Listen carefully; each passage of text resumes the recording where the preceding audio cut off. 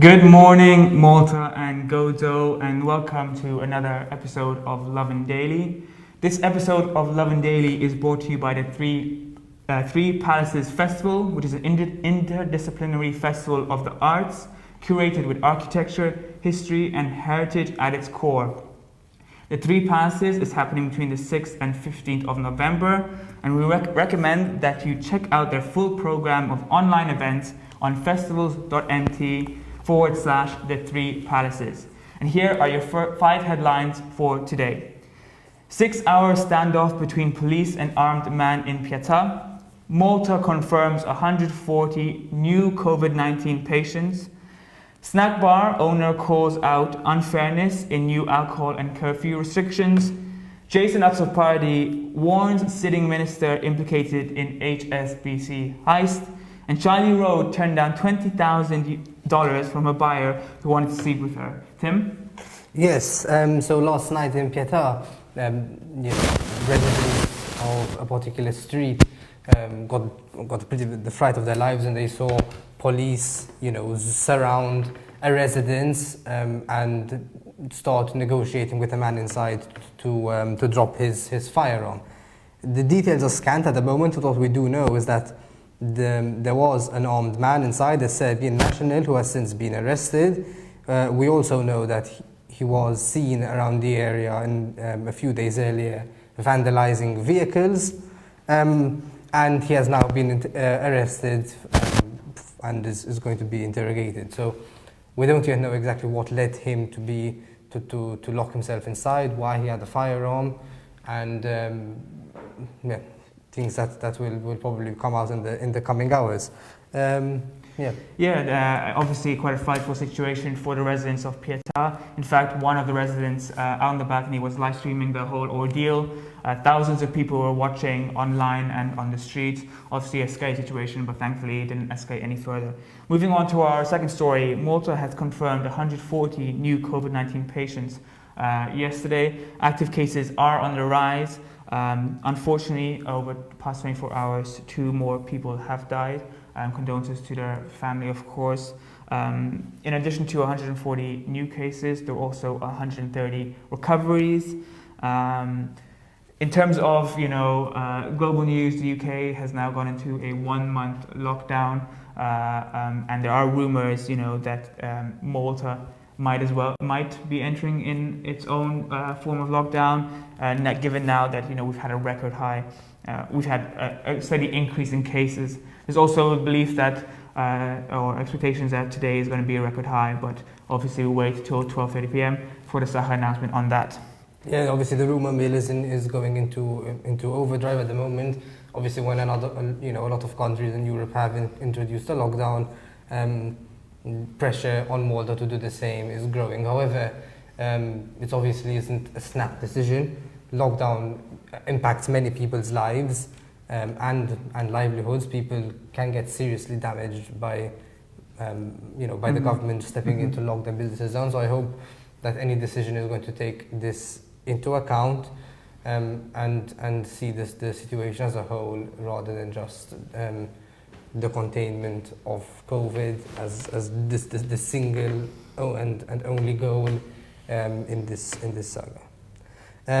Moving on, in fact, snack bar owners have warned that the current COVID-19 restrictions, which currently say that bars must close entirely, snack bars must close their doors at 11 p.m. and are forbidden from selling alcohol, while restaurants are allowed to operate freely. Well, they're saying that these restrictions are extremely unfair on them. The reason being that, despite the name snack bar, many of these snack bars are actually de facto restaurants, and they've been licensed as snack bars, for various reasons. It's easier to get a snack bar license. There's fewer requirements to meet, or else many of these restaurants or snack bars rented out a building that was already licensed as a snack bar before, and there was never any issue with it. So they kept operating freely. There's even Michelin Guide restaurants which are licensed as snack bars. And they've spoken out about how over the past weekend several clients have cancelled because they were expecting to be served alcohol during lunch, during dinner, and the only thing they could offer them was non-alcoholic beverages, and this didn't really go down well, which is to be expected. Meanwhile, as everyone can see when going out, restaurants are still packed. There was a photo, doing the rounds yesterday of a restaurant at what was it? It was a restaurant. I can't remember exactly. The Londoner, I think it was. Exactly, that's the one. At Small City, that's where you see people crowded around. And when you see these kind of photos, you understand the anger of these people, of these businesses. So they're forbidden from selling alcohol, and meanwhile their competitors are just allowed to have as many people as they want, and it's just extremely unfair, and I hope that this is resolved. Absolutely. Moving on to our fourth story, Jason Atsupardi warns sitting minister has been implicated in an HSB heist. Now, obviously, huge allegations coming over the weekend, quite dramatic ones as well, by the lawyer of the Daphne Caruana Galizia family. Apparently, murder suspect Vince Muscat, colloquially known as Il Kochu, has implicated a sitting minister in a serious crime. That crime was later revealed to be the heist at HSBC headquarters 10 years ago. While not much information has been revealed on who the sitting minister is, it is believed that he's not a lawyer, and so it's it's just curious to see exactly if these allegations are true. Obviously, it's huge allegations and have huge implications, given that it forms again part of the government. The government over the past year has been involved in a number of scandals, especially relating to the Daphne Caruana Galizia murder. So. Apparently, Vince Muscat gave this information whilst he was speaking to the police about an unspecified crime. That crime was later believed to be the HSBC heist. Tim, any thoughts on this? 10 years ago, this was one of the most notorious crimes in recent Maltese history. Armed robbers entered the headquarters of HSBC. There was a shootout with police. The heist was not successful, but the attempt itself was very, it shocked people. Also, let's not forget there was an ex-policeman had ended up getting arrested, a current lawyer, who was suspected of masterminding this heist, and then after a lengthy legal process, which only concluded 3 years ago, he was found not guilty. Now, there seems another twist in the tale, where one of the suspects in the Caruana Galizia assassination is claiming to have information about this heist, which he only seems to want to release in return for getting some form of clemency in relation to the murder, which the Caruana Galizia family has understandably been reluctant to, seeing as he is literally charged with assassinating Daphne Caruana Galizia, so he might even be getting a little bit desperate here. Moving on, so one of our most read stories of the week, actually. Yes, absolutely. Yes. So Shiley Rose, a Maltese rapper, and her boyfriend Jordan have spoken out about their OnlyFans account, and which they use to publish private pornography photos to their followers and subscribers. They've already made thousands of euro from it, and Malta interviewed them. You watched the interview? I watched the interview. It was very revealing, actually. What a lot of people saw before the interview was a side of maybe a couple who were taking advantage of the body or misusing the bodies in a certain way for monetary gains. But the interview really delved into what is typically a modern Maltese love story. You could see that they were passionate about each other. They actually loved each other. They weren't doing this just to make money. But obviously, it's been a very fruitful adventure for Shiley and her Essex-born boyfriend Jordan, who are now become the self-professed island porn stars. You can check over the interview at Lovin Malta. It's actually on our Facebook page now, pinned at the very top. So have a look at that if you're interested in all. But interesting to see how the lucrative careers that have come out during the COVID-19. I just like seeing people being so open. Sometimes in Malta we're so closed up that we just, you're scared to disclose even a little bit of your private life or information. Seeing these two people so open about their sex lives was actually really refreshing. And they're not harming anyone as well. So and they're making a lot of money out of it. Exactly.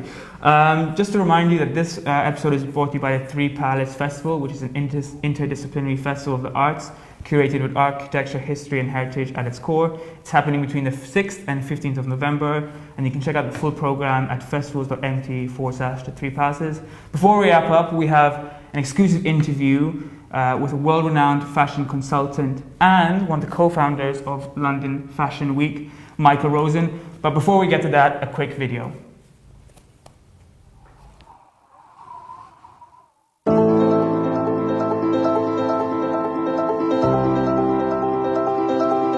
A celebration of the arts in our beautiful surroundings. Experience the extraordinary within the palaces of your mind. The Three Palaces Online Festival between the 6th and the 15th of November.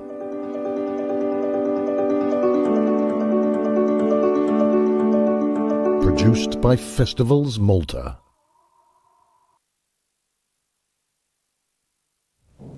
Welcome back. Now we're joined by Mikel Rosen, who is a fashion consultant who is now here in Malta. He's also the co-founder of London Fashion Week. Mikel, thank you so much for joining us today. First off, what brings you to Malta? Have you had a chance to take a look at our local brands and apparel? What do you think of it? Yeah, excuse me, I've been here quite a while now. I first came in February. I came a few years ago. But in February I was invited by the Chamber of Fashion in Malta, these lovely people who are trying to raise the culture here through fashion and its style. So I came back when the pandemic began to ease off a little bit to help further and have lots of meetings and meet lots of variable people. In answer to what you've said, I've now seen quite a few, and I've been doing quite a bit of research on how to help them improve what we're talking about. And what do you think? What do you make of Malta's fashion industry or fashion culture? Is there a culture? Is there? There's definitely a culture. I mean, Malta, as you said earlier, with the your sponsor of this program, there's so much heritage and history here. You only need to walk around and look at it and think, when was that built and when was that from? And to me, that's the the essence of fashion, really, because if you go back in research to where things came from, how you can study that and take it forward, you do get something new. I mean, obviously what they're trying to do with the pandemic is look from the flu injection, how it can influence the COVID injection. You always have to take something to get the next thing. Nothing happens just from a click of our fingers. So there's so much background to Malta that I think the potential for it to go forward is very positive, yeah. So in terms of the pandemic, you've witnessed it quite closely. How have you seen brands adapting to the pandemic, which has obviously forced, has seen fashion shows have to be cancelled, and people perhaps be a bit more concerned about their own financial situation? How have brands adapted to this? It was kind of happening in the global world of fashion before the pandemic, because there's been an abundance of clothes for a while now, and everything has got so almost ridiculous to attract attention to it. So there's been a lot of talk about what's the point of all of this? It's costumes on a runway, we can't wear them. What's the meaning of it?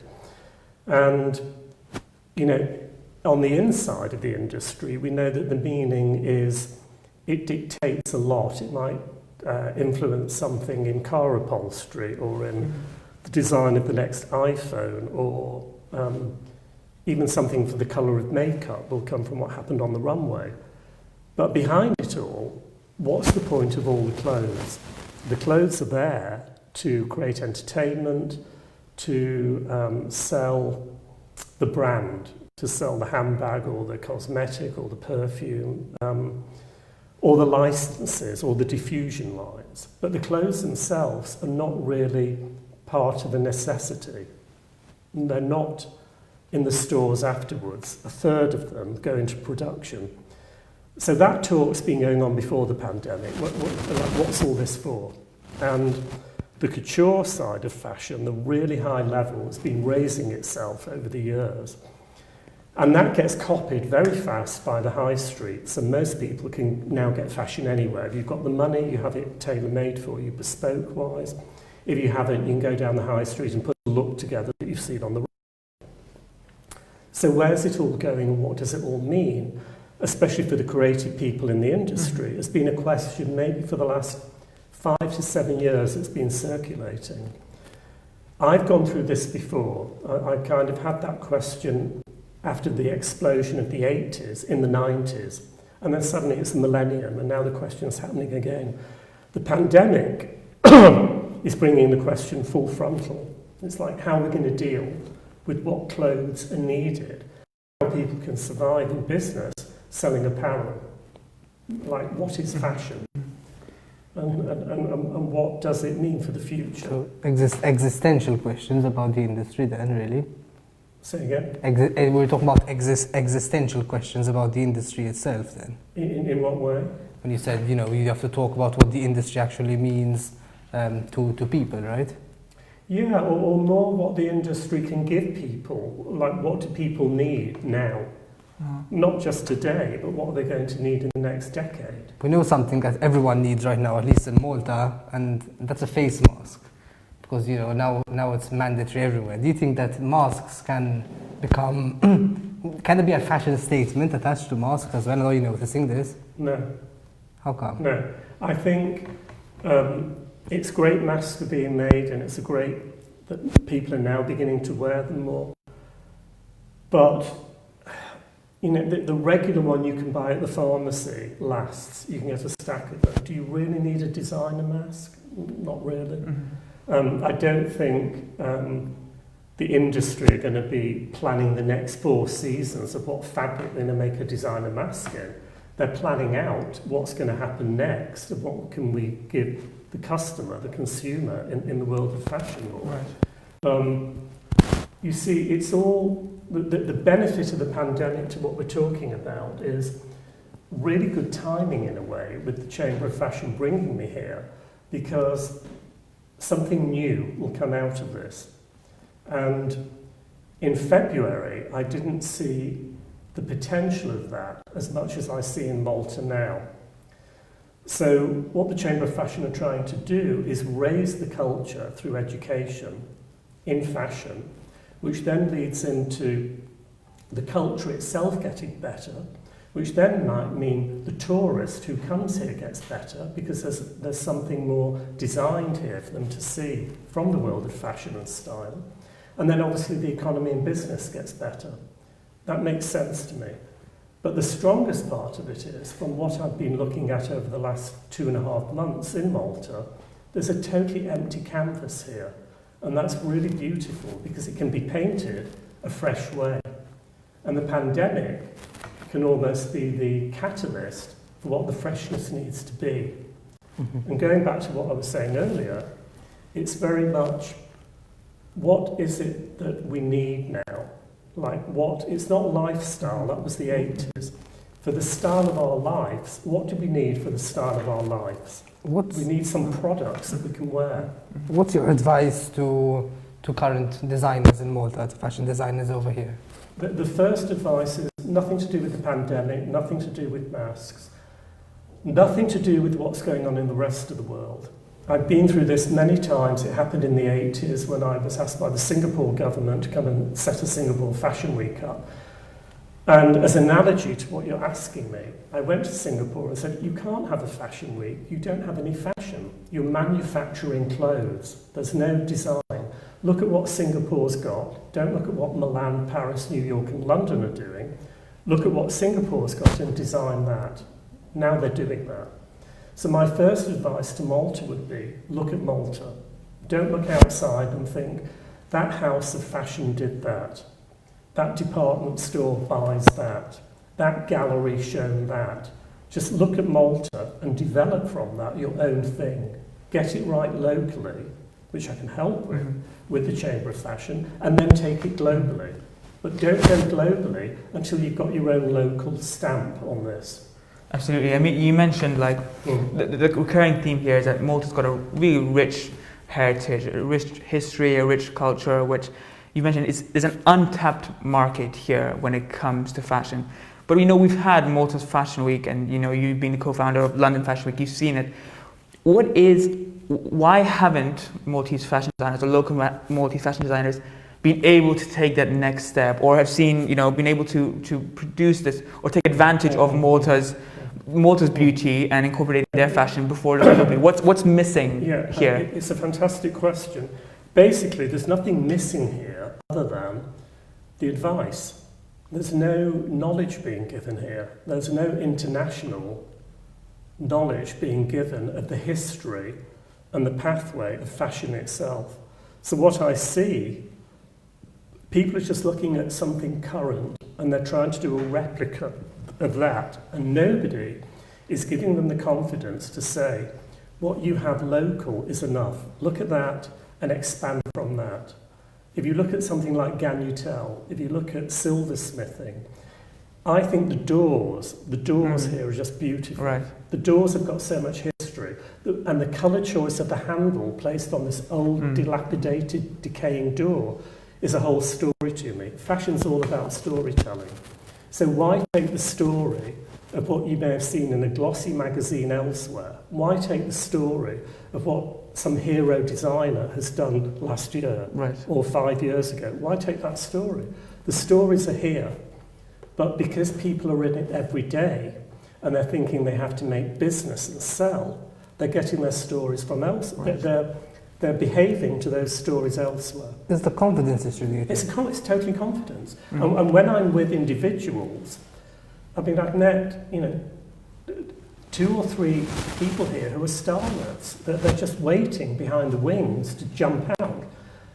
And I talk with them and mentor, and I think they're getting it now, and they're getting more confident, and they're understanding But I realise when I talk with them, they haven't had this conversation, they haven't had this dialogue before.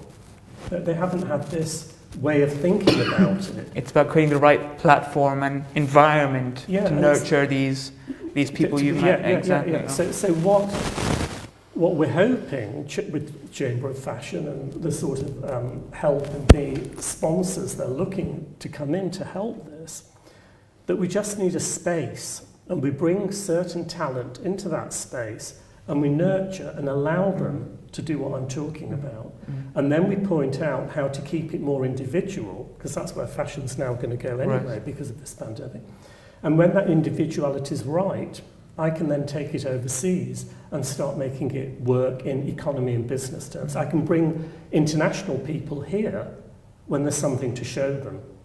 But at the moment, I can't show them a copy from a designer here, from a designer international that's now being done here a few seasons or 10 years later. It's not going to work that way. So, within your role here is obviously to consult and kind of help out with the Chamber of Fashion. You're obviously very in tune and very experienced in this fashion, in this sense, and you've seen different trends develop and kind of seen where the path is going. But this is an unprecedented time, not just for the world, but fashion world, but for the world in general. Before we wrap up, what is the next big fashion trend? Is there one? Can you see anything in the future? Or is this not just an empty canvas for Malta, but for the world to start over, and start afresh?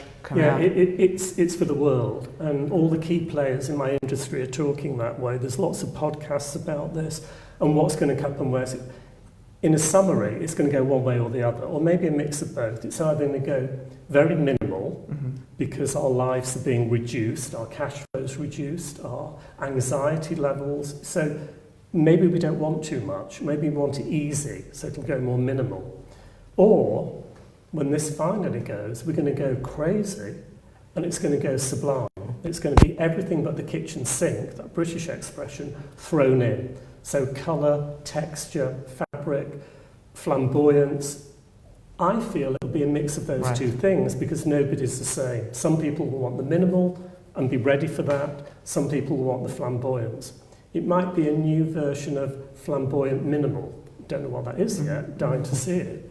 But the excitement is every time something happens, whether it was World War II or the Vietnam War or the Depressions or the IRA in the 80s in Europe, something new comes out of it. And the zeitgeist is saying something new is going to come out of this. Mm-hmm. How more beautiful can it be for something new to come out of a place like Malta for fashion, where there isn't a statement yet? So it can be brand new. It can be built from scratch. It might take 2 or 3 years. Now's the time to start. By the time we come out of the pandemic, Malta could move in with the new thing with just Absolutely. a handful of people. Absolutely.